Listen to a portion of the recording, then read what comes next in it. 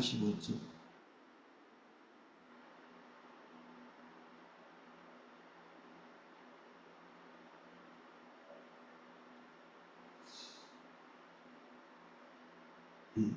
첫 번째 블록을 제가 읽어보겠습니다. 거짓 신앙체계의 마지막 한 축은 인본주의입니다. 율법주의가 거짓 신앙체계의 이론을 제공한 것이라면 기복신앙은 거짓 신앙체계를 가지고 있는 사람의 중심에 있는 탐심을 대변하는 것이고, 인본주의는 그러한 사람이 사는 방식을 말합니다. 그 거짓 신앙체계가 율법주의, 기복신앙, 인본주의 이 세 가지로 지금 설명하고 있는데, 지금 이 마지막 인본주의는 필연적으로 율법주의 가운데 있기 때문에, 그리고 기복신앙을 추구하고 있기 때문에 필연적으로 나타날 수밖에 없는 것은 하나님이 함께 안 하시는 겁니다. 그리스도인의 삶에서 하나님이 함께 하지 않는다. 그러면 자연스럽게 어쩔 수 없이 불가피 하나님이 함께 하시지 않는 그곳에다가 뭔가를 대체해서 넣어야 되죠. 뭔가 대체해서 집어넣어야 됩니다. 반드시 있어야 될 것이 없기 때문에. 우리 신앙은 처음부터 끝까지 하나님의 길로 행하는 것입니다. 우리의 신앙은 처음부터 끝까지 하나님의 길로 행하는 것입니다. 하나님의 길로 행할 때 우리는 하나님과 동행하는 삶을 살 수 있고, 우리 삶 속에 하나님의 생명이 넘칩니다. 결국 이제 두 갈래죠. 어느 길로 갈 거냐 이렇게 묻는 겁니다. 이 성경 전체가 우리에게 말하는 건 어느 방향으로 갈래? 누구 음성을 들을래? 이렇게 하는 거거든요. 우리는 거기서 이제 대답을 할 수 있죠. 예, 하나님 음성을 따라서 갈게요 라고 결정할 수도 있고, 제가 알아서 한번 해보겠습니다 이렇게 하는 경우도 있고, 그렇죠. 하나님께서 우리에게 구원받은 이후로 뭔가를 계속해서 말씀하시는 이유는 우리의 복음이 두 가지로 이루어져 있기 때문에 그렇습니다. 우리는 처음 복음을 믿을 때 거의 많은 분들은 반쪽짜리 복음을 들었을 가능성이 많습니다. 우리는 죄인입니다. 우리의 죄를 위해서 예수님께서 십자가에 달려 죽으셨습니다. 우리는 그것을 믿습니다. 우리가 그 일을 의지해서 주님께 나아갑니다. 요게 우리가 복음으로 들었죠. 이게 반쪽인 겁니다. 나머지 반쪽은 예수 그리스도께서 우리의 주인이 되신다는 겁니다. 우리가 앞에 설명했던 것은 예수님이 우리의 구세주가 된다는 것이고, 우리를 구원하신, 제가 뒤에서 설명하는 것은 그분이 우리의 삶을 통치하셔서 우리의 주인이 되시기를 원하신다는 거죠. 그래서 범사에 하나님께서 우리의 삶을 통치하시고 지배하셔서 당신이 기뻐하시는 길로 우리를 인도하고 싶어 하는 것이고, 우리는 그것에 동의해서 나는 예수님 믿습니다 하고 지금 그 복음, 그 완전체의 복음으로 이제 구원을 받은 것이 되거든요.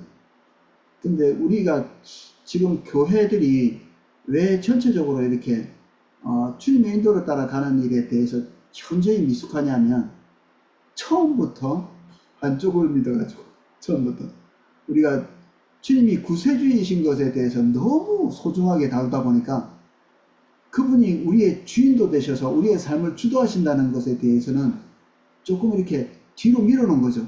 그러면서 언젠가는 성숙하게 되면 주님이 주인 되신 삶을 살 수 있겠거니 하고 우리는 복음을 전하는 거죠.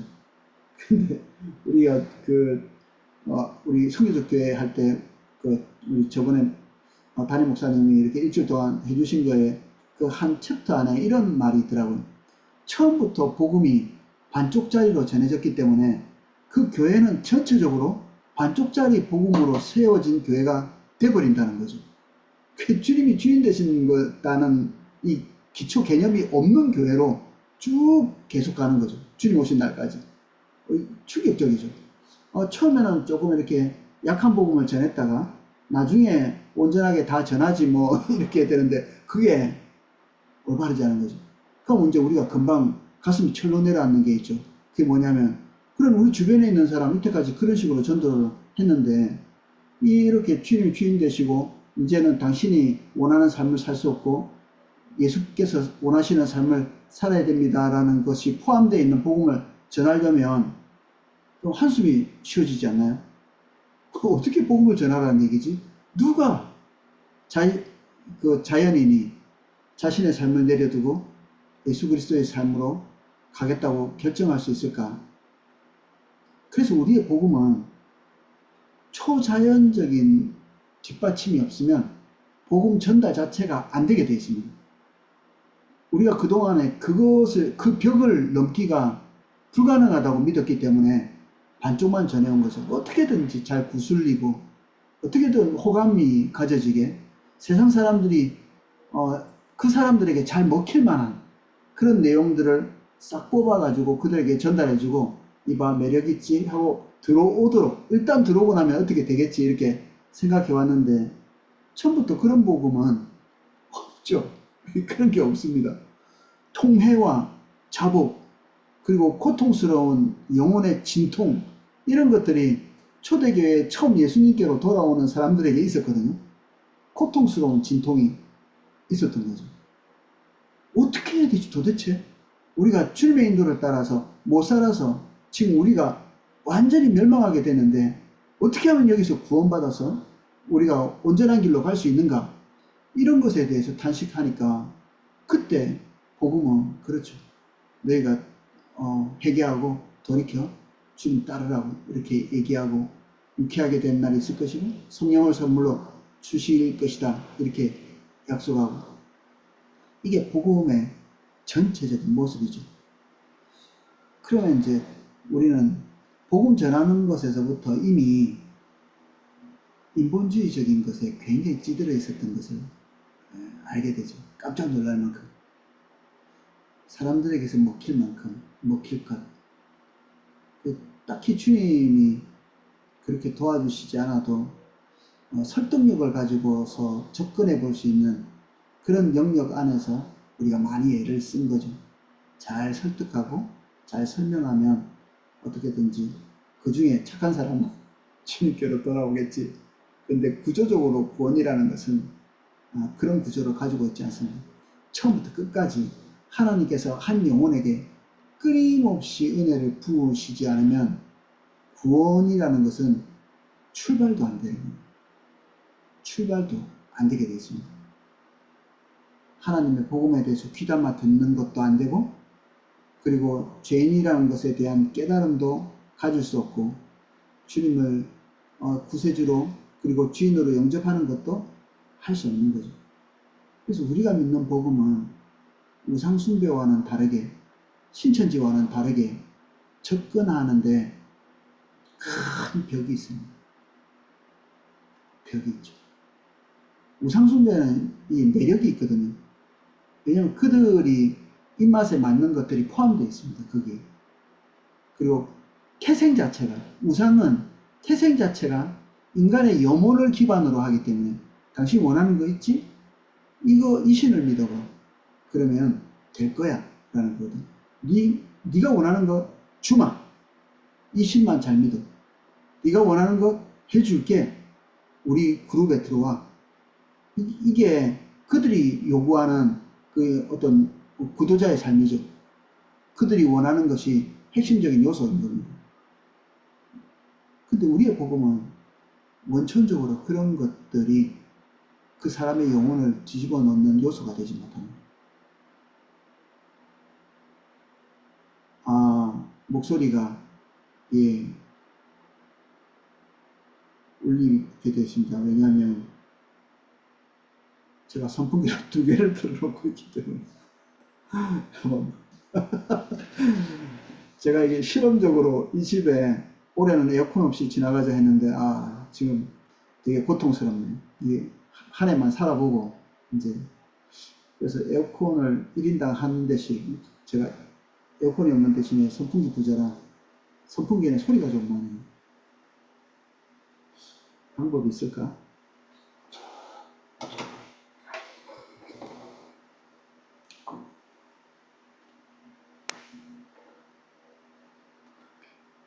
첫 출발부터 인본주의가 낄 수 있는 사람의 방법이 낄 수 있는 그런 여지가 없는 겁니다. 우리의 길에. 근데 처음부터 끼워놓고 출발했기 때문에 어쩔 수 없이 우리의 신앙생활 곳곳에 우리의 몸부림이 남아 있습니다. 왜냐하면 처음부터 그렇게 태어났으니까 계속해서 우리가 뭔가 인위적으로 집어넣어야 될 것이 있을 것처럼 이렇게 생각하는 거죠. 성화라는 얘기를 좀 많이 하는데, 성화의 과정은 하나님께서 우리에게 주시는 것과 우리가 그것에 대해서 동의하는 것이 같이 복합적으로 일어나는 일이거든요. 우리가 동의하지 않으면 복음 안에 들어와 있는 사람이 성화의 길을 뭐 제자리 걸음할 수도 있습니다. 그러니까 아주 느리게 엄청나게 느린 성장을 할 수 있죠. 이제 한 50년씩 이렇게 됐는데 이제 구원받을 만한 그런 복음 정도의 수준을 가지고 이제 인생을 마감할 수도 있는 문제거든요.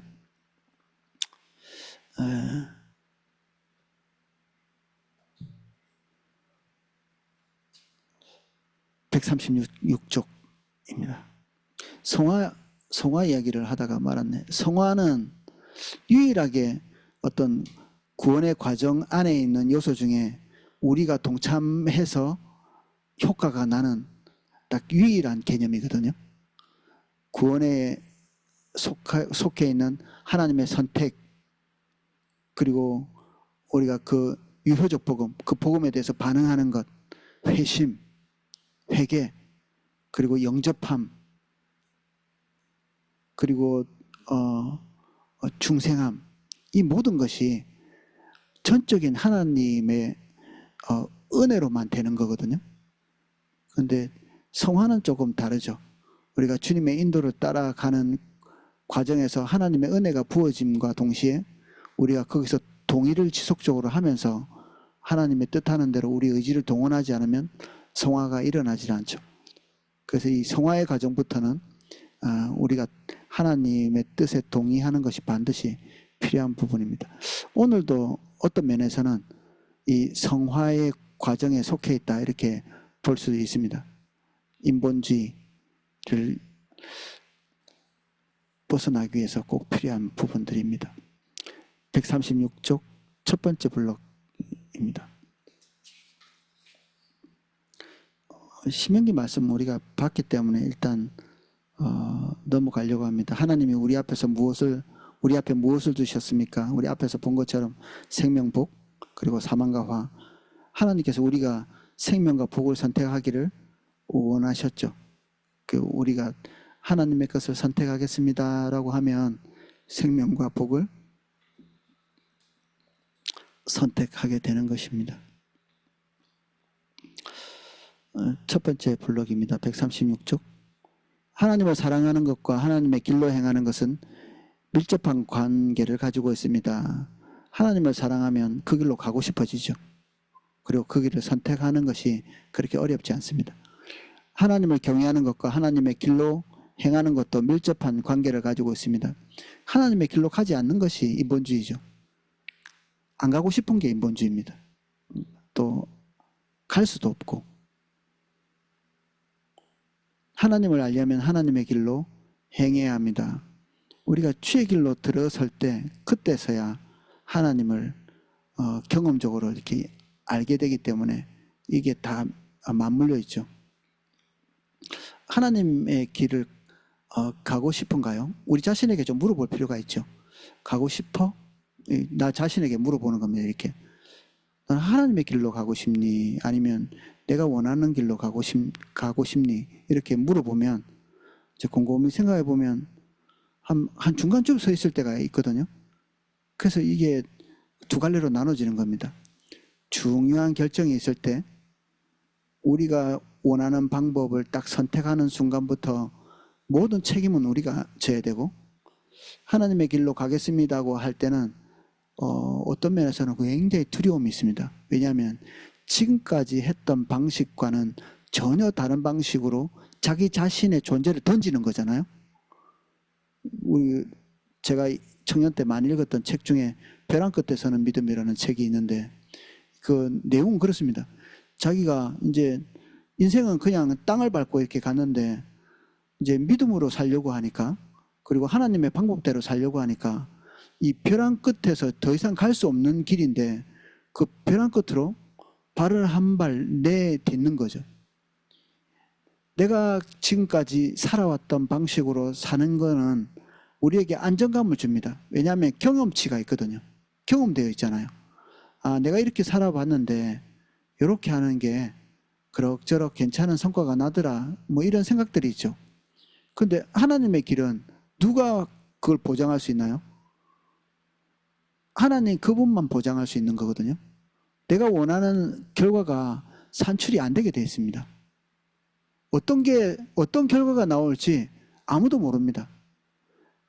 사도 바울이 하나님께 나의 의뢰한 자를 안다고 얘기하면서 자기 자신을 하나님께 맡겼을 때 사도 바울이 기대하는 바가 짠 나타난 것이 아닙니다. 그분이 하나님께 맡기면 내가 기대한 거 꼭 들어주시겠지 뭐 이런 생각을 가지고 하나님께 나를 맡깁니다라고 안 했거든요. 그 뒤에 결과를 예측할 수 없으니까 우리가 두렵죠. 그래서 한 발 못 걷는 겁니다. 주의 길을 선택하기가 무서운 거죠. 그래서 여주 목사님이 이 중간 블럭에다가 큰 소리로 이게 말하는 것처럼 똑같은 말을 여러 차례 다른 방식으로 마치 선언을 하듯이 이렇게 써놓은 것 같거든요. 글자인데 마치 목사님이 소리 지르는 것처럼 제가 느껴졌습니다. 하나님의 길로 행하는 것이 우리의 최선입니다. 하나님의 길은 의롭습니다. 하나님의 길은 옳습니다. 하나님의 길은 거룩합니다. 하나님의 길은 사랑스럽고 신실합니다. 하나님의 길은 영원합니다. 반면에 인간이 타락하면 하나님의 길에 대해서 부담스러워합니다. 하나님의 길에 대해서 반박합니다. 하나님의 길에 자기를 맡기는 것은 두려움과 공포를 유발합니다. 내가 이때까지 걸어온 길과는 다르기 때문에. 그리고 우리 누군가 다른 인격체에게 우리를 맡겨본 일이 있으신가요? 우리의 생명을 누군가 다른 사람에게 맡겨본 적이 있으세요? 사실 우리 돈 100만 원도 다른 사람에게 함부로 안 빌려주잖아요. 아예 뭐 포기할 것 같으면 모르겠지만 그래 옛다 하고 던져주고 안 받을 생각하면 모르겠지만 우리의 존재를 흔들 만큼의 큰 액수는 고민하겠죠. 고민합니다. 그리고 그보다 더 큰 가치는 함부로 맡길 수가 없거든요. 그런데 어떻게 우리의 삶의 중요한 방향성들을 다른 인격체에게 맡기는 게 쉬운 일은 아니죠. 그 인격체가 신뢰할 만할 때 우리는 한번 맡겨볼 수 있거든요. 근데 우리가 주님을 잘 모르면 그분을 신뢰할 수가 없고 경험치가 없으면 우리의 것 중에 사소한 것도 좀 맡기기 어렵죠. 그리고 우리가 반쪽짜리 복음을 듣고 이 자리에 서 있는 사람이라면 내가 기대하고 원하는 바, 나의 염원, 이것이 아직도 나에게는 너무 중요하기 때문에 내가 얻을 나의 목표를 위해서 다른 길은 용납하기가 어렵죠. 그러니까 하나님이 내 뜻대로 해줘야 되는 겁니다. 내가 하나님 뜻대로 하는 게 아니라 하나님이 내 뜻대로 해주셔야 되는 거죠. 어떻게든지 주님 내가 해달라는 거 다 해드릴 테니까 주님은 내가 원하는 거 들어주세요. 뭐 이런 식의 구조죠. 주님이 하라는 거 다 할게요. 대신에 내가 원하는 거 반드시 해주십시오. 이건 협상이죠. 협상. 믿음이라기보다는 협상이고 떼쓰는 거고 하나님을 조정해서 끌어오는 것이고 순종이 아니고 조종이죠. 조종하는 것입니다. 하나님을.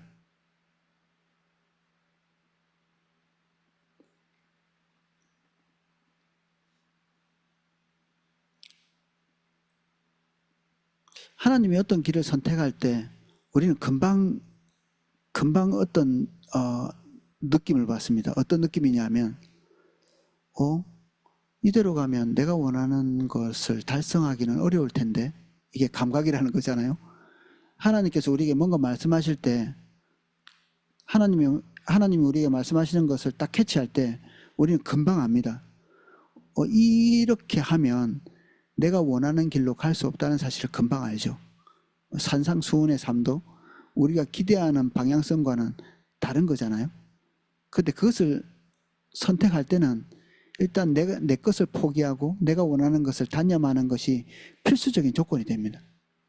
아니면 이렇게 이 산에서 저 산으로 넘어가는 것처럼 넘어갈 수 없는,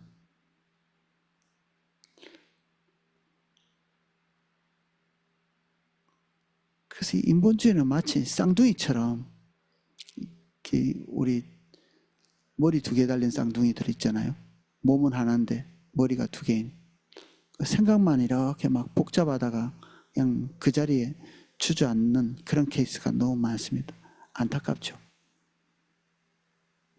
많은 생각을 하면서 결론은 그 자리에 가만히 있습니다.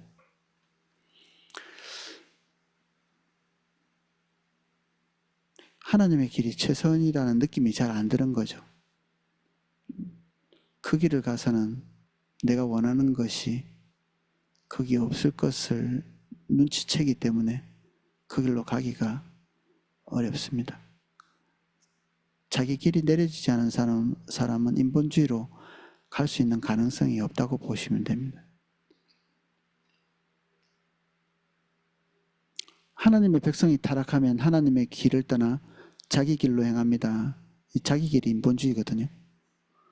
타락했다는 말은 자기 길로 계속 간다는 얘기입니다. 계속 자기가 목표한 길로 계속 간다는 얘기죠.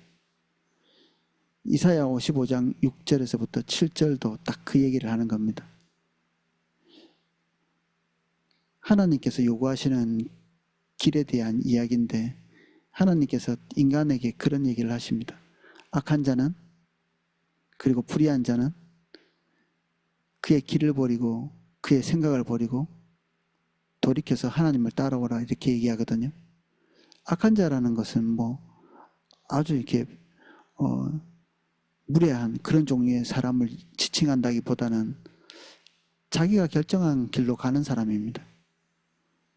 자기가 결정한 길로 가는 사람, 초질관, 자기가 처음 생각했던 그 길로, 그래서 바뀌지 않습니다. 굉장히 굳세죠.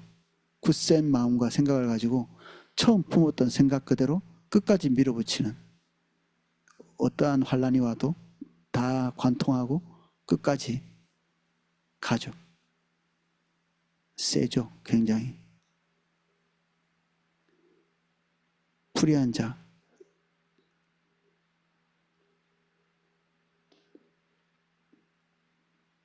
그래서 이 블록이 우리가 인본주의에서 벗어날 수 없는 이유이기도 합니다. 지금 우리가 보고 있는 이 블록이, 이게 안 버려지기 때문에 우리의 방법이 내려지지를 않습니다. 인간은 태어날 때부터 신행세를 하거든요. 태어날 때부터 신처럼 굽니다. 자기가 세상의 중심인 줄 알고, 그래서 자기가 판단한 모든 것들이 다 이제 기본적으로 올바르다는 느낌을 가지죠. 올바르다고 생각한다기보다는 올바른 느낌을 가지는 겁니다. 사실 우리가 결정한 것 중에 기준이 될 만한 것들은 아무것도 없죠. 하나님의 기준이시기 때문에 우리가 기준을 가지고 결정할 것은 없는데, 우리는 태어날 때부터 우리가 세상을 지배하는 존재처럼 이렇게 신적인 의식을 가진다고 합니다. 그래서 숱하게 많은 좌절을 겪으면서 이제 이 아이가 정상적으로 이렇게 다른 사람의 뜻에 자기를 굴복시키는 습성이 이렇게 배이면서 이제 그 신적인 데서부터 이렇게 나온다고 하더라고요. 우리도 한 번에 예수님을 믿을 때 한 번에 인본주의가 벗어지는 게 아니라 하나님과 개인적인 교제를 통해서 반복해서 마치 이렇게 정을 맞는 바위처럼 한 조각 한 조각 떨어지면서 자기 개인적인 방향들이 오판이었음을 깨닫게 되는 거죠. 한 조각씩 떨어지면서. 나중이 되면 자기 길에 대한 신뢰를 이제 상실하게 되고 자기 길을 내려놓게 되고 최종적으로는 아까 중간에서 이렇게 반복해서 말한 것처럼 하나님의 길에 대한 신뢰를 좀 더 많이 가지게 되죠. 137쪽 두 번째 블록입니다.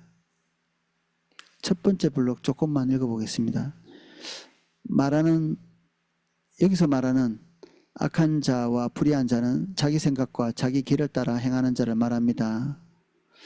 문맥에서 볼 때 이 부분을 분명하게 알 수 있습니다. 하나님께 나아가려면 반드시 자기 길과 자기 생각을 버리고 나아가야 합니다. 인본주의가 쉽지 않죠.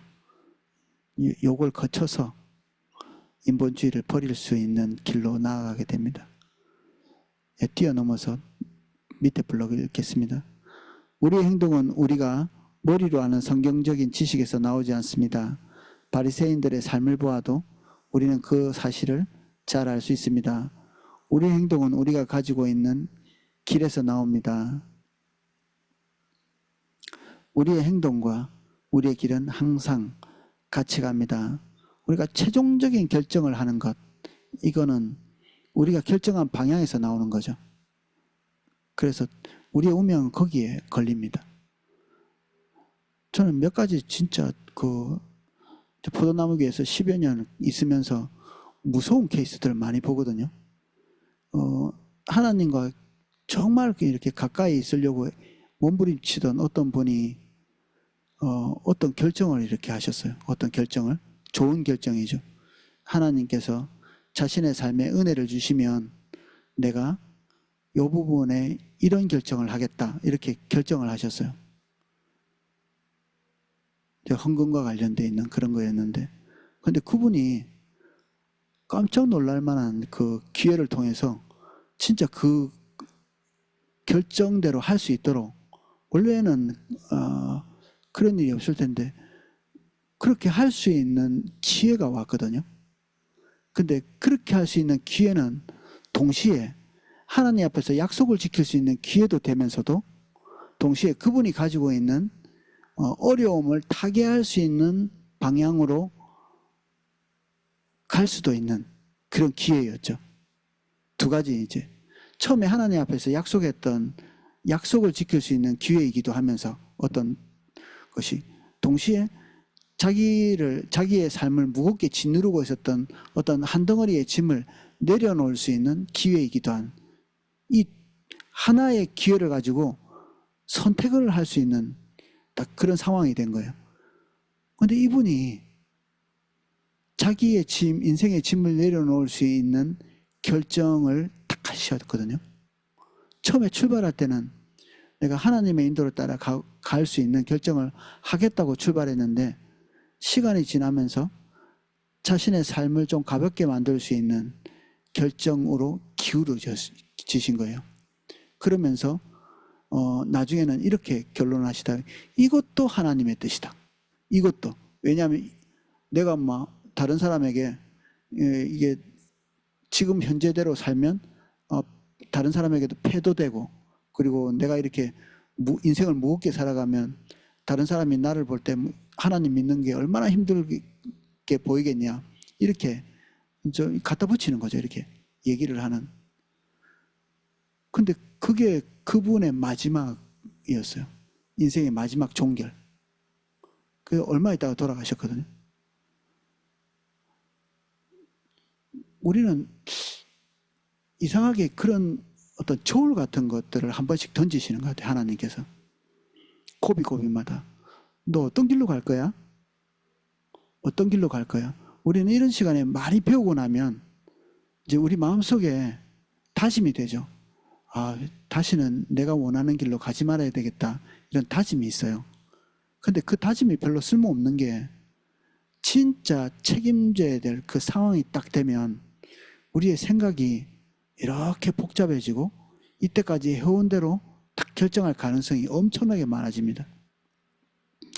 제가 마무리에 이 얘기를 좀 하고 싶었는데 지금 미리 하자면 어떤 사람이 인본주의적인 결정을 하는지 안 하는지 알려면 그 사람이 책임을 맡아봐야 됩니다. 책임. 무책임한 영역에서는 항상 경건하게 결정합니다. 하나님이 원하시는 결정을 할 수 있어요.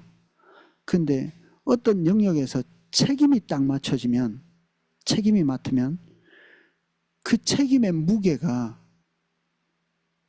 그 사람을 변질시킵니다.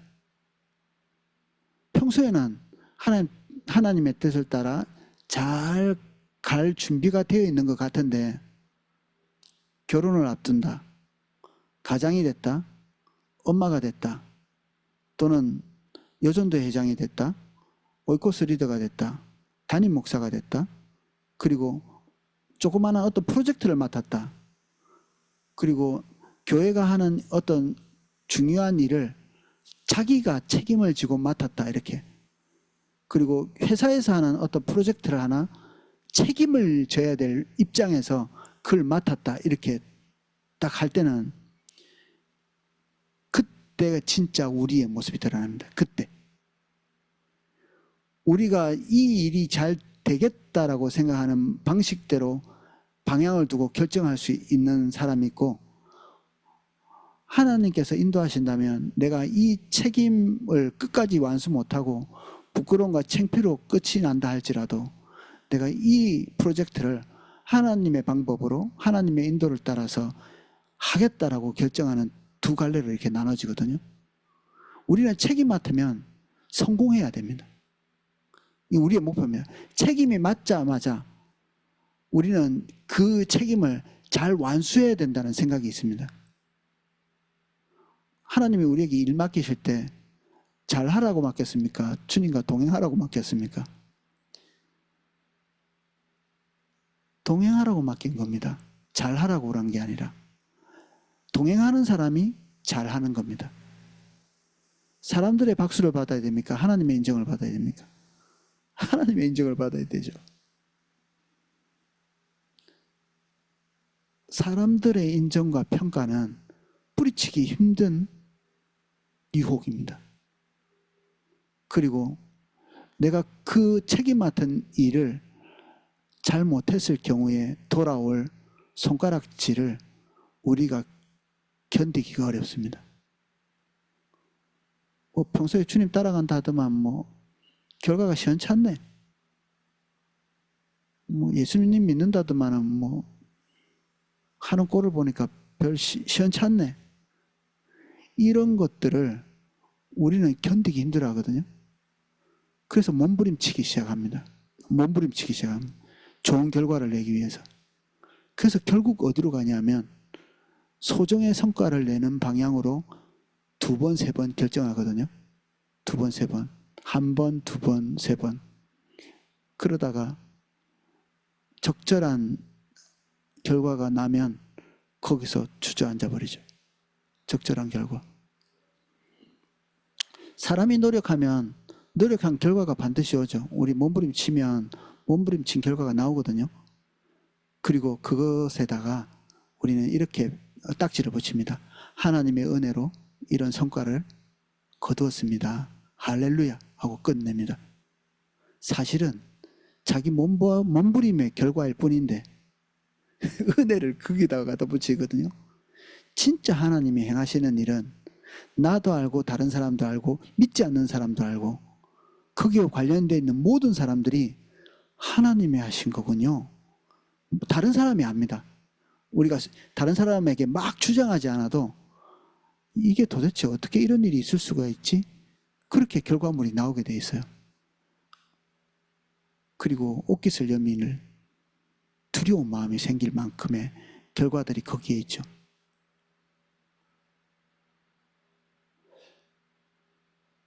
그래서 이게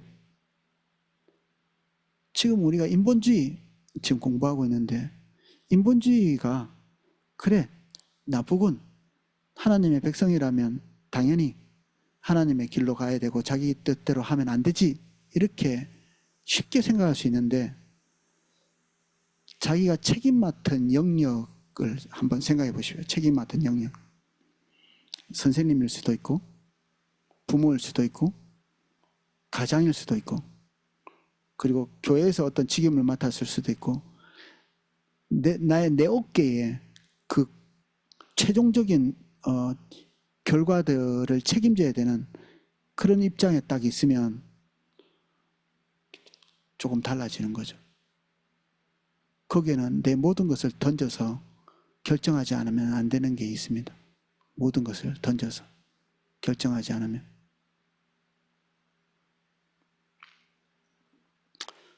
그래서 훈수 두는 사람은 자기 실력의 3배라는 얘기가 있습니다.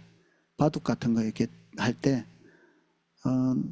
구단이 이렇게 바둑을 두고 있으면 1단이 감히 해설을 하거든요. 1단들이 이제 바둑에 프로에 입문한 사람들이 이거 보니까 이렇군요 저렇군요 막 이렇게 설명을 막 해요.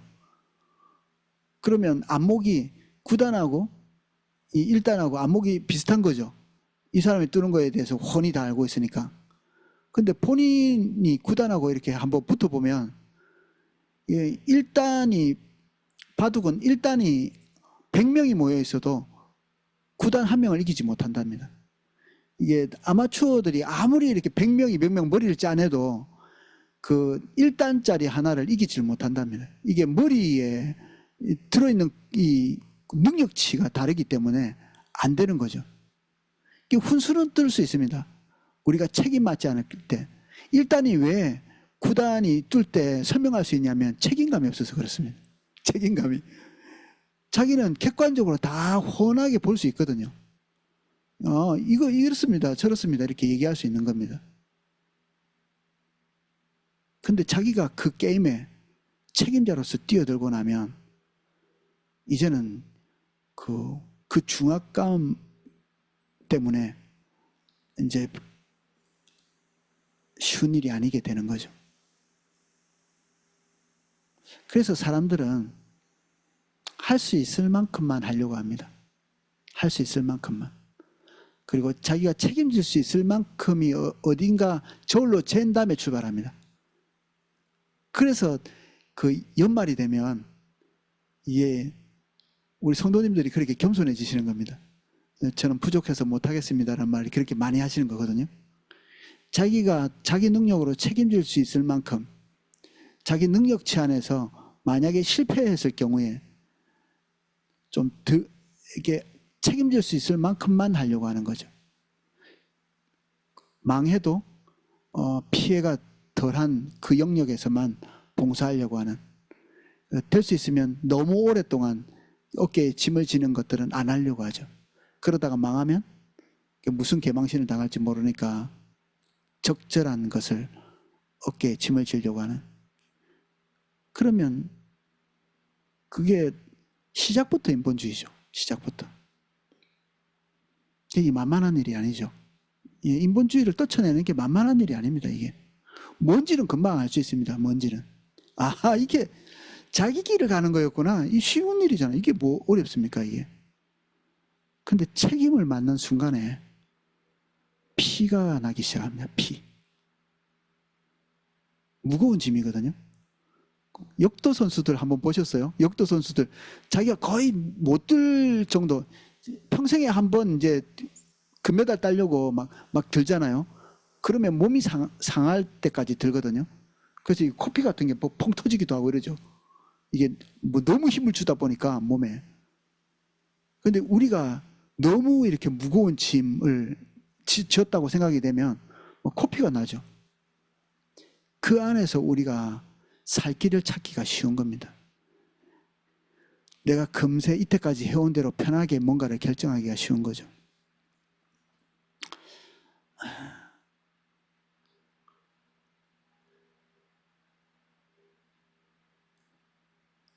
(137쪽) 마지막 블록입니다. 오늘날 하나님의 길을 따르는 것보다 자기 길, 세상의 길을 따르는 것이 더 쉽고 유익한 것처럼 느껴질 수 있습니다. 이게 이때까지 해온 방식이니까.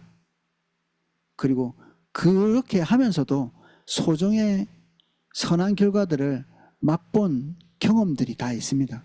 그래서 그것들을 쉽게 취하는 거죠. 하갈을 아브라함에게 들여보내 아들을 낳게 하는 것이 아들을 얻는 더 쉬운 방법처럼 느껴진 것처럼 말입니다. 뭐 젊은 여자를, 그 임신을 잘할 수 있는 여자를 들여다보내면 주인인 사라가 그 요종은 자기 거니까 자식을 하나 얻을 수 있다. 쉽게 다른 민족들은 그렇게 하고 있으니까 그 방법을 결정을 한 거죠. 어쨌든 아들은 아들이니까 얻은 거죠. 하나님이 약속하신 건가요? 하나님은 그런 육신적인 방법이 아니라 약속에 의해서 내가 주마 이렇게 얘기하신 거거든. 내가. 그리고 사라를 통해서 낳을 거라고 얘기하신 거죠.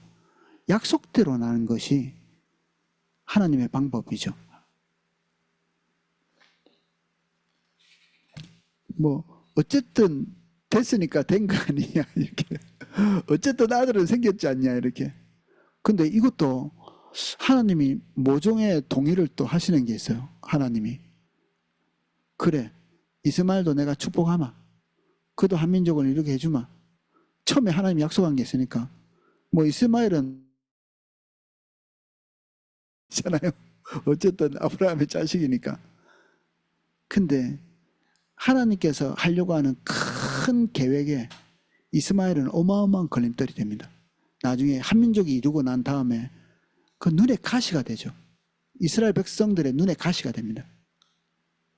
하나님께서 하기를 원하는 길 외에 다른 것을 결정하고 나면 우리는 지금 당장의 일밖에 모르지만 그것이 한 단계, 두 단계, 세 단계, 몇 단계를 지나고 나면 그것이 여러분들의 눈을 찌르게 될 겁니다. 우리가 했던 방법이.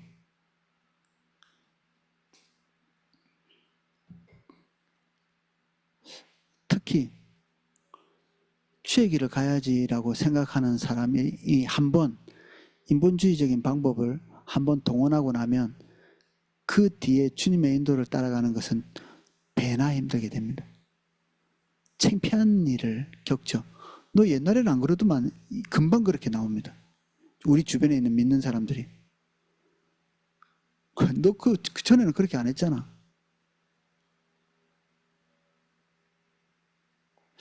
제가 군대에 있을 때 이렇게 보면 그 사람들이 제 말에 대해서 비난을 많이 하면서도 제가 전한 복음에 대해서 굉장히 두려워하는 게 있었거든요.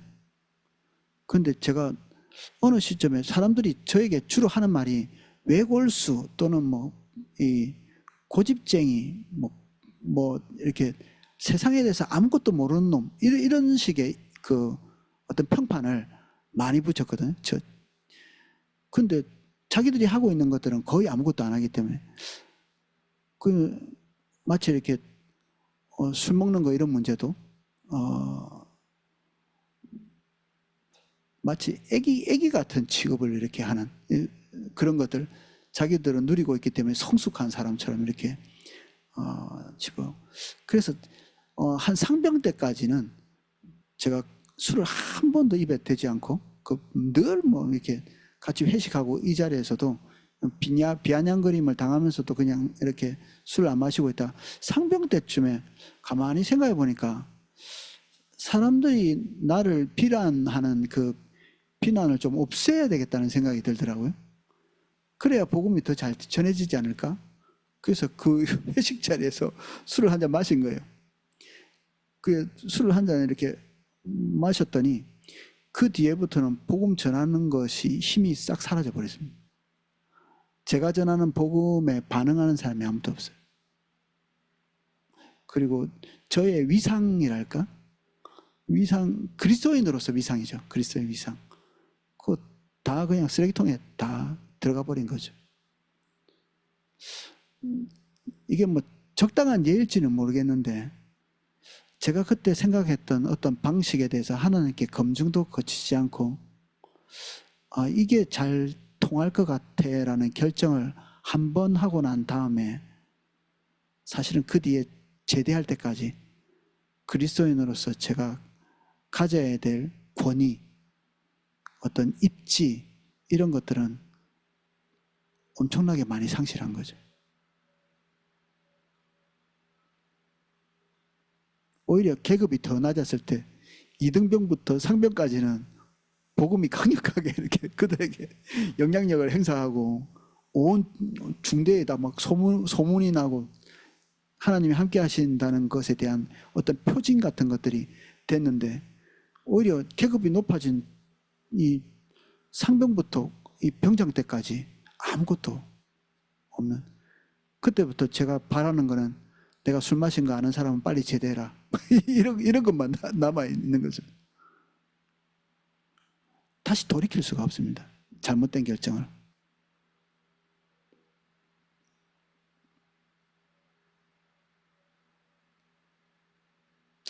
인본주의자는 하나님의 전시 백성으로서의 삶을 살 수가 없습니다. 자기가 결정한 대로 한번 결정하고 나면 그 결정과 관련되어 있는 모든 사람에게서 마치 이렇게 어떤 의복을 벗은 것 같은 그런 느낌을 받으실 겁니다. 왜 군인이 뭔가 잘못하면 그 헌병이 와가지고 이게 이 어깨에 있는 견장을 탁 뜯어버리거든요. 정말 부끄럽고 창피한 일이죠. 그리고 경찰이 높은 집인데도 이 계급장을 조사받을 땐 뜯어버려요. 이렇게. 너는 이제 그 계급이 아니라는 얘기죠.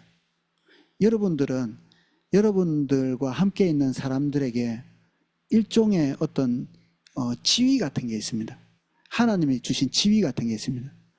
가정 안에서나 직장 안에서 사람들이 여러분들에게 무슨 말을 하든지 간에 여러분들이 하나님 앞에서 지금 꾸준히 어떤 그 주님의 인도를 따라 걸어왔다면 사람들이 여러분들에게 부여한 어떤 지위 같은 게 있어요. 말로 설명하기 어려운.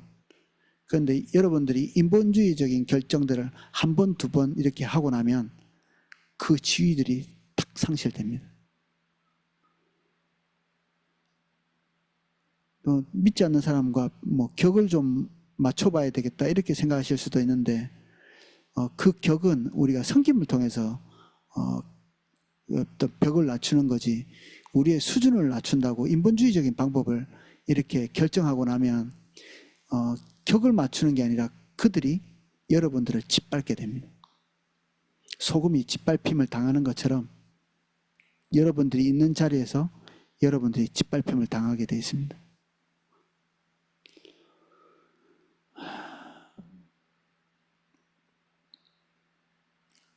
138쪽 첫 번째 블록의 마지막 세 줄만 읽어보겠습니다. 하나님의 백성들이 타락하여 자기 길을 따라 살 때 하나님께서 그들과 함께 하시지 않습니다. 그러면 그들에게 하나님의 생명이나 권세나 은혜가 함께하지 않습니다. 그 결과 그들은 세상에서 조롱과 멸시를 당하게 됩니다. 하나님이 계셔야 그분이 우리를 지지하지, 주님의 지지 없는 그리스도인이 세상에서 뭘 하겠습니까? 할 게 아무것도 없습니다. 뭐 학군단에 우리가 갔는데 하나님께서 우리를 지지하지 않으면 그 사람들이 우리의 간식에 놓겠습니까? 이게 우리가 가지고 간 간식이라는 게 있습니다. 너무너무 좋아하거든요, 간식을. 근데 간식을 준비해서 갈 때 하나님의 지지가 있으면 그 간식 때문에 오는 사람이 생깁니다. 근데 어떨 때는 간식이 남아돌고 쓰레기통에 갖다 버릴 때가 있어요. 하나님께서 결정하시고 부여하신 지위가 있으면 우리가 하는 모든 방법은 예스가 됩니다. 예스가. 주님이 결정하신 것에서 이탈하고 나면 똑같은 방식으로 똑같이 일하는데도 그게 쓰레기통으로 들어가거든요. 이거를 우리가 사사기의 블레셋과의 전쟁에서 우리는 볼 수 있죠. 이게 굉장히 적나라한 이해죠. 이전에는 똑같이 승리의 방법이었는데 똑같이 승리하는 방식을 채택했음에도 불구하고 사상 유례가 없는 대패를 하죠.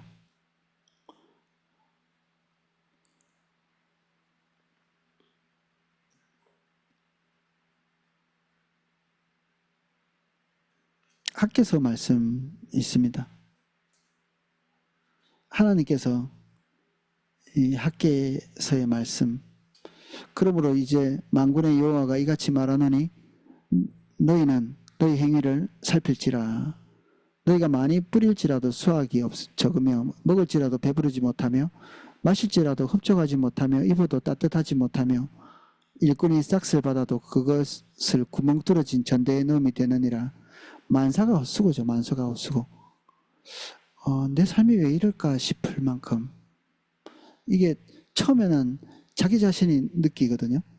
근데 좀 있으면 계속 이렇게 자기 길을 고집하고 이러면 이제 그게 안 보이게 됩니다. 처음에는 보였다가 내 삶에 하나님의 형통과 지지가 없다는 것을 처음에는 알거든요. 근데 계속해서 자기 길을 가잖아요. 그러면 안 보이게 되어 있습니다. 눈이 멀어버리는 거죠. 그 누가 아느냐? 주변의 사람이 압니다. 나는 잘못한 게 없는데 주변에서 자꾸 잔소리해요. 그거 쓴소리 자꾸 하고. 설교할 때 목사님이 그 1000명의 사람들을 다 제껴놓고 나에게 손가락질하는, 나한테 막 잔소리 막 하는 그런 일은 일어나지 않지만 그게 들리는 거거든요.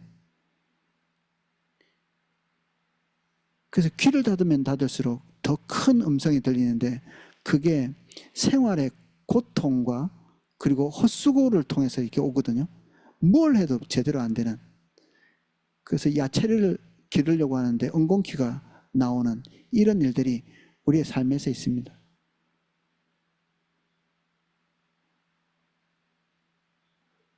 그래서 저는 부단히 노력하는데 뭔가 이렇게 좀 삶에 너무 오랜 기간 동안에 뭔가 이렇게 하나님이 뒷받침하는 느낌이 없는 분들이 가끔 보여요. 지금도 미스테리죠. 가서 볼 때마다 신실한 분인데 왜 그럴까? 그리고 그런 분들이 어떻게 결정적인 그 길목이 있잖아요. 이 사이길. 평소에는 대단히 부단히 이렇게 주님을 잘 따라가고 이렇게 하는데 결정에서 갈림길이 나오는 그곳에서는 기묘하게도 하나님의 길이 아닌 것만 결정을 합니다. 갈림길이 되면. 아까 그 책임 맡을 때 그런 경우가 많습니다.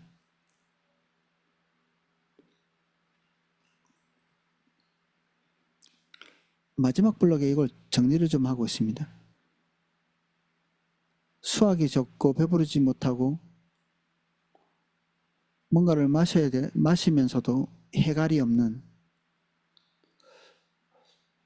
그들이 원하는 것을 끊임없이 하고 있는데 그걸 통해서 삶의 만족이나 희열이 없는, 그리스도인이라면 누리게 되는 이런 평강, 그리고 주님의 인도를 따라가면서 경험하게 되는 희열, 희락, 주님 따라가는 데는 이렇게 영광스러운 그 결과로 인해서 또 더욱 옷깃을 여미게 되는 하나님 앞에서 그런 마음이 있거든요. 근데 그런 것들이 없이 끊임없는 헛수고로 인해서 당혹스러운 마지막 블록입니다. 하나님은 반복해서 그들의 소위를 살펴보라고 말씀하십니다. 다시 말해서 그들이 행하고 있는 길을 살펴보라. 자기 자신이 결과적으로 결과물이 계속해서 은혜라고 도무지 말할 수 없는 결과들이 계속해서 나온다면 자기가 어떤 결정을 하고 있는지, 어떤 삶을 살고 있는지 보라는 거죠.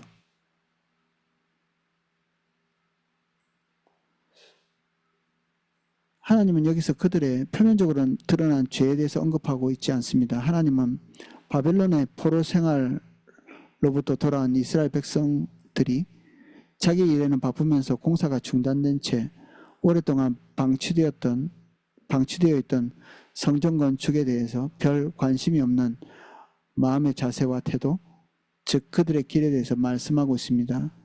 하나님은 그들의 그러한 그릇된 길로 인하여 그동안 그들의 사업에 하나님의 은혜가 함께하지 않았다고 말씀하십니다. 오늘 그들에게 관심이 있는 것은 그들의 삶의 안정이었기 때문에 온전히 초점이 거기 가 있죠. 그들의 기대에 가 있는 것입니다. 그런데 하나님께서 지금 그들을 포로로 돌아오게 하시고 난 다음에 그들에게 하고 있는 기대는 성전의 건축이었죠. 이스라엘 백성은 뭐라고 통칭할 수 있나요? 하나님의 비전을 따라가는 백성이라고 통칭할 수 있죠. 그래서 구원한 겁니다. 그리스도인들은 뭐라고 통칭할 수 있나요? 주님의 인도를 따라 살도록 하나님께서 우리를 구원하신 거죠. 그리고 하나님의 목적이 있습니다. 우리를 통해서 하실 일들이 있죠. 139쪽. 인본주의는 절대로 하나님의 유업을 받을 수 없습니다. 이삭의 이야기, 이스마엘 이야기 하고 있습니다.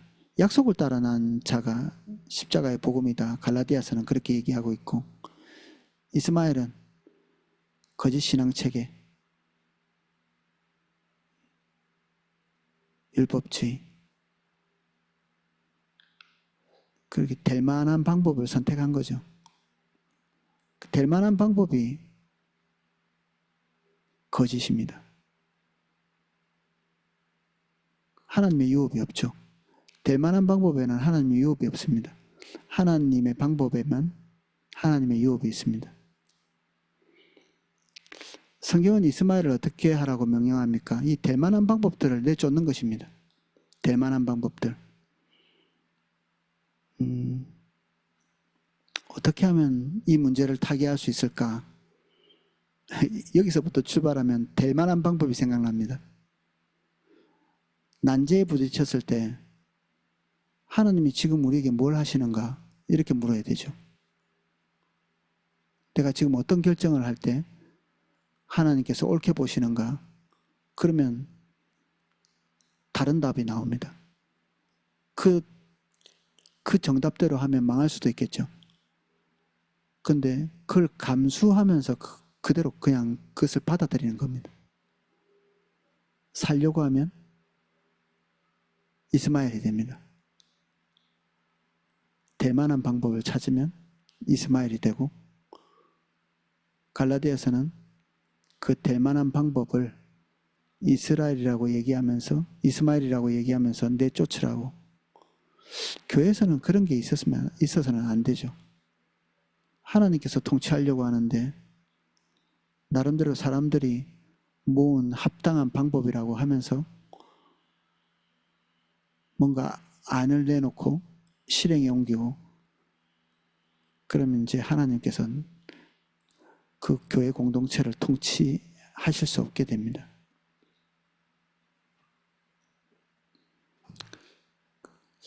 인간적인 방법도 나름대로는 성과가 있어서 어느 정도 괜찮게 보이는 기간이 있습니다. 이스마엘도 뭐 여기 보면 한 15년 이상은 득세했다 이렇게 돼 있는데, 나름대로 인간이 생각해낸 방법도 뭐 사람이잖아요. 동물이 아니고. 기본적으로 주시는 지혜가 있고, 또 문제를 타개해 나가는 어떤 힘이 있고, 하나님의 방법은 아닐지 모르지만 그럭저럭 사람들이 동의할 만한, 납득할 만한 그런 결과물들을 일정 기간 낼 수 있습니다. 그런데 교회도 그런 식으로 할 건가? 그럴 수 없다는 것입니다.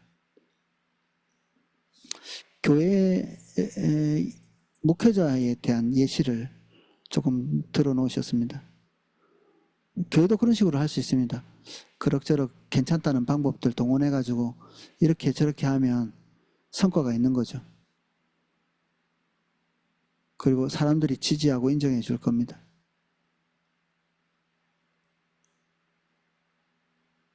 근데 그게 하나님하고 무슨 상관이 있는 건가? 140쪽 하단입니다. 인본주의의 다양한 형태는 하나하나 읽어보겠습니다.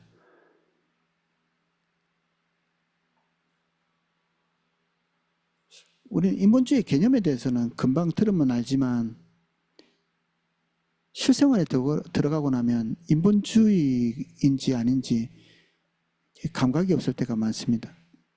그래서 이런 케이스들이 도움이 될 것 같습니다.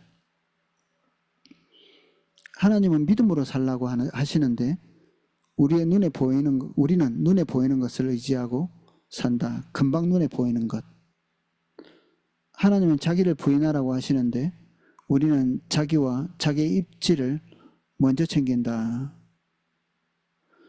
하나님은 자기를 낮추라고 하시는데 우리는 스스로를 높인다. 하나님은 자기의 목숨을 잃으라고 하나님 나라를 위해 우리가 가진 것을 나누어 주라 하시는데 우리는 우리의 목숨을 구원코자 우리가 가진 것을 움켜쥐려고 애쓴다. 하나님은 주님께서 일꾼들을 보내주시도록 기도하라고 하셨는데 우리는 사람들의 마음을 교묘히 조정하여 봉사하게 만든다. 우리가 책임받을 때 사람들 조정하기 되게 쉽거든요. 당장에 그들이 가지고 있는 힘이 필요할 때 죄책감을 불러넣는 방법, 혈기를 사용하는 방법, 그리고 독촉하는 방법, 우리가 사람을 동원할 때 흔히 쓰는 방법들을 먼저 떠올리고 동원하는 경우가 있죠. 기다리기에는 너무 무섭지 않나요? 무섭습니다. 왜냐하면 책임을 내가 져야 되니까. 그리고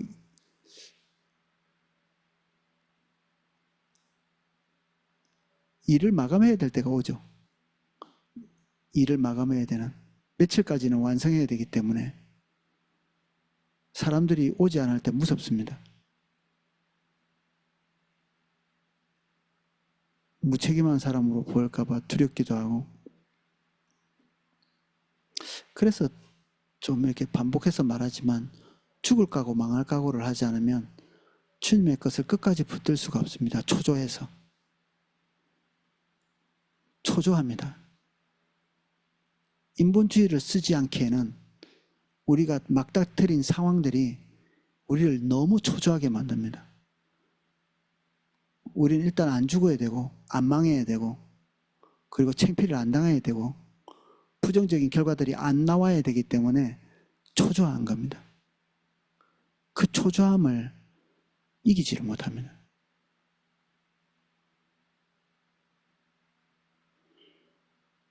올바른 목회 방식은 누구나 있지만 그렇게 하다 망할 것 같으니까 안 하는 거거든요.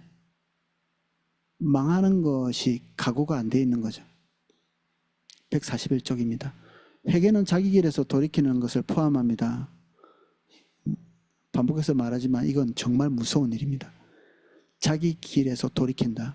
이때까지 해온 자기 방식을 포기한다는 건데 이러면 이때까지 해온 50점도 상실할 수 있습니다. 나는 그래도 100점은 아닐지 몰라.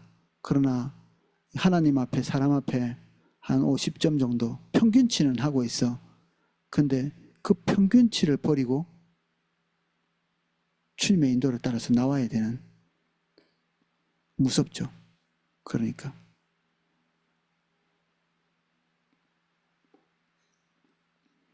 밑에서 두 번째 블럭입니다. 하나님이 하나님의 백성들에게 회복되시기 위해 하나님의 백성들은 스스로 겸비하고 기도하고 하나님의 얼굴을 구하고 그 악한 길에서 돌이켜야 합니다. 이처럼 진정한 회개는 악한 길, 자기 길과 세상의 길에서 돌이키는 것을 포함합니다. 자기 경험치가 많은 분들은 좀 더 힘들 것 같아요. 그리고 나름대로 성공의 이력이 있는 분들, 세상에서 더욱 힘들 것 같습니다. 그렇게 그 방식으로 이렇게 쭉 살아왔을 때 나름대로의 성과가 있기 때문에 그것을 버리는 것은 쉽지 않죠. 그래서 어떤 성과가 많은 사람이 어떤 면에서는 주님을 따라가는 게 더 힘들 수 있을 것 같습니다. 그래서 사도 바울은 자기가 세상에서 모종의 성과를 낸 이것들을 나열하면서 이것이 도리어 본인이 주님을 따라가는데 마이너스가 된다 이렇게 얘기하고 있거든요. 그게 성공의 일이기 때문에 그렇습니다. 앞으로 얼마나 더 애를 써야 이때까지 해온 것에 대한 성과를 낼까 이런 생각도 들만 하겠죠.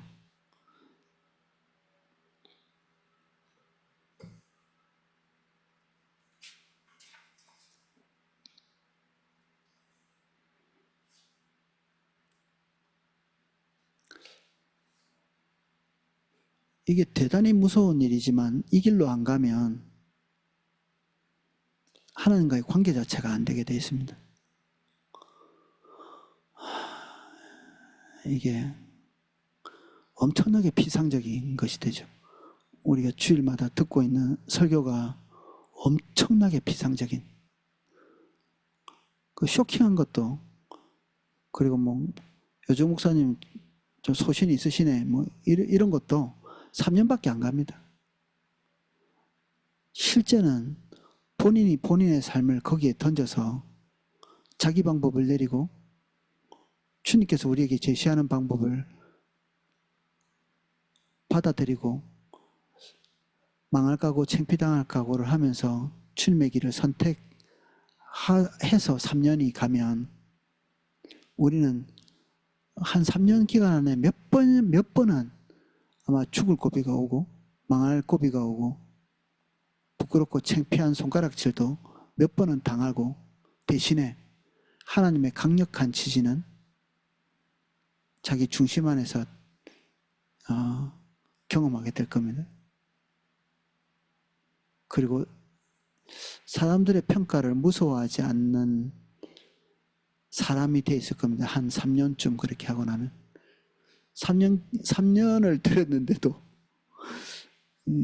듣기만 하고 있으면 3년 뒤에는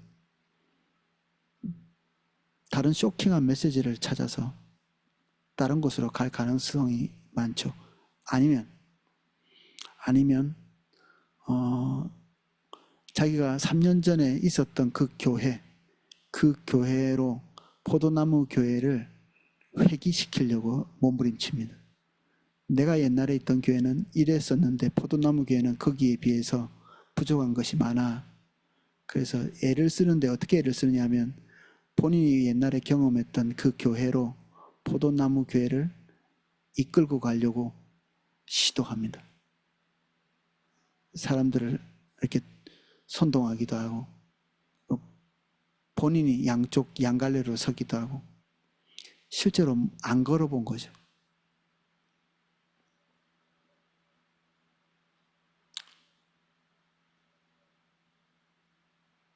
그래서 신앙의 본질은 인본주의에서 가로막혀서 사실은 끝납니다. 인본주의에서. 아무리 이렇게 각성이 되고 뭔가를 알게 되고 잘못된 것을 알았다 할지라도, 그래서 우리 포도나무 교회와 같이 가던 교회들이 되게 많았거든요.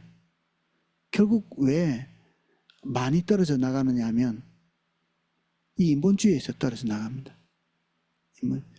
분쟁도 언제 제일 많냐면 어떤 일을 결정할 때 인본주의적인 방법을 고수하는 자와 그 길로 가서는 안 된다고 하는 그룹하고 이렇게 빛과 어둠처럼 나눠져 버립니다.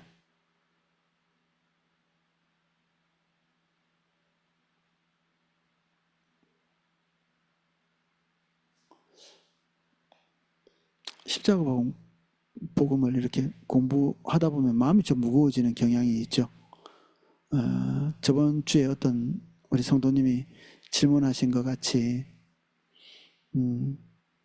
우리는 이런 경향성이 있습니다. 사실은 모든 분들에게, 그리고 저를 포함해서 이러한 것이 있기에 우리가 깨어서 기도하고 은혜를 구하고 그 한 고비고비를 은혜로 넘어갈 수 있도록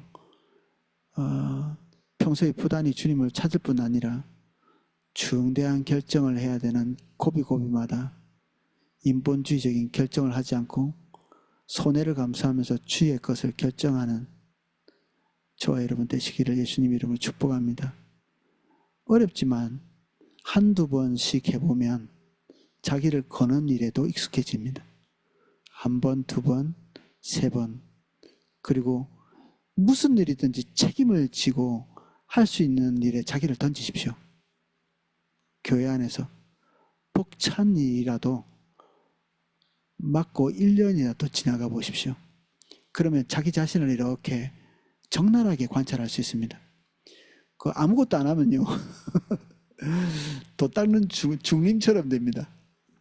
아무것도 안 하시면 이렇게 돌을 이렇게 닦으시는 거죠. 맨날 십자가 복음 들으시면서 돌을 닦으셔가지고 늘 점잖게 되십니다. 점잖은 신앙생활을 하는 게 지금 포도나무 교회 성도님으로 올바로 사시는 게 아닙니다. 뭔가를 이렇게 책임을 맡고 진짜 아동바동 이렇게 이게 뒤에 낭떠러지가 있는 그런 위기 같은 삶을 좀 사시면 좋겠어요. 우리 성도님들이. 그래서 그 안에서 내가 때로는 실패하겠죠. 옛날 했던 방식으로 막 일 될 만한 방식으로 갖고 와가지고 막 인본주의적인 방법으로 막 하다가 보면 그때 자기가 자기를 보거든요. 우리 설교 맨날 들으니까 자기가 실수한 것들을 보게 됩니다. 이렇게. 그러면 그때 부끄러워하는 겁니다. 충분히 부끄러워하고 창피해하고 실패한 것에 대한 자책도 하고 왜 그랬을까 자기를 보기도 하고 이런 거 안 당하려고 출발도 안 하거든요. 안 망해본 사람이 어떻게 인본주의를 벗어날 수 있습니까? 다 도인이신데 다 떼가지고 막 남은 잘 가르치고 훈수는 잘 두는데 진짜 자기 안에 있는 인본주의는 벗겨져 나오지를 않는데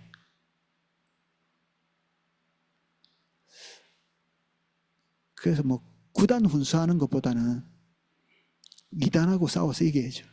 2단, 3단하고 싸워서 이겨야 되고 자기가 실제가 되어지는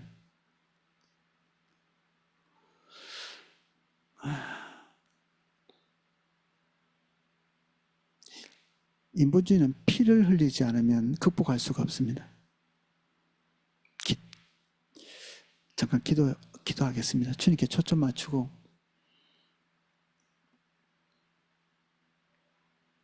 혹시 공황장애와 관련되어 있는 그 어려움을 겪고 계신 분들이 있다면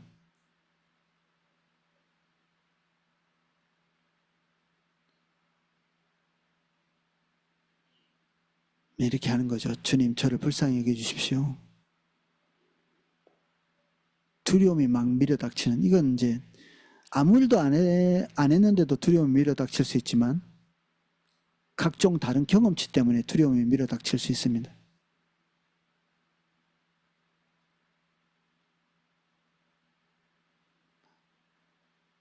근데 이것도 마찬가지로 죽음을 받아들이는 사람이 극복할 수 있습니다. 그것을 무서워하는 자가 아니라 그것으로 인한 결과를 받아들이고 주님의 인도를 따라 가겠다고 하는 자가 그 길을 넘어갈 수 있습니다.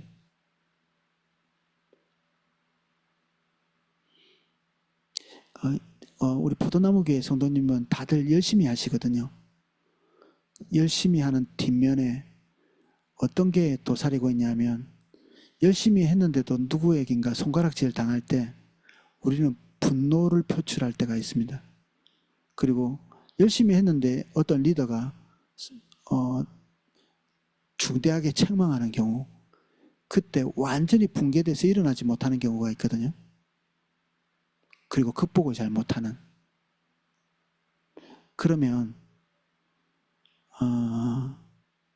우리가 욕 안 먹으려고 열심히 한 겁니다. 그동안에 욕 안 먹으려고 착한 성도 되려고 애를 쓰신 겁니다. 모범적인 성도를 목표로 해서 살아오신 거거든요. 포도나무 교회에서 제일 나쁜 게 그럭저럭 잘하는 겁니다. 그럭저럭 잘하는 거. 그냥 착한 그리스도인 되는 거. 인본주의의 벽을 넘으려면 그걸 넘어서 초월적인 영역으로 발을 들여야 됩니다. 착한 그리스도인에서 하나님의 사람으로 넘어가는 거죠. 그럼 반드시 고통스러운 길을 겪게 되어 있습니다. 사람들의 비난도 있고 같이 옆에서 이때까지 착한 그리스도인의 방향을 가지고 있던 사람들이 일제히 여러분들의 결정을 향해서 손가락질할 겁니다. 포도나무 교회 교인인데도.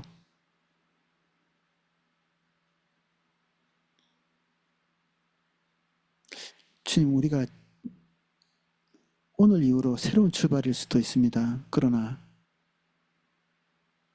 어제와 같은 길을 1년, 2년 계속할 수도 있습니다.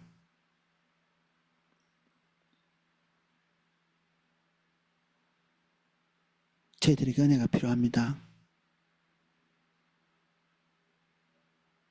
어제와 다르게 하시고 착한 그리스도인으로서 멈춰있지 않게 해주십시오. 하나님의 사람으로 내 십자가를 지고 갈 수 있게 해주십시오. 예수님 이름으로 기도합니다. 아멘. 예, 오늘은 여기까지 살펴보겠습니다.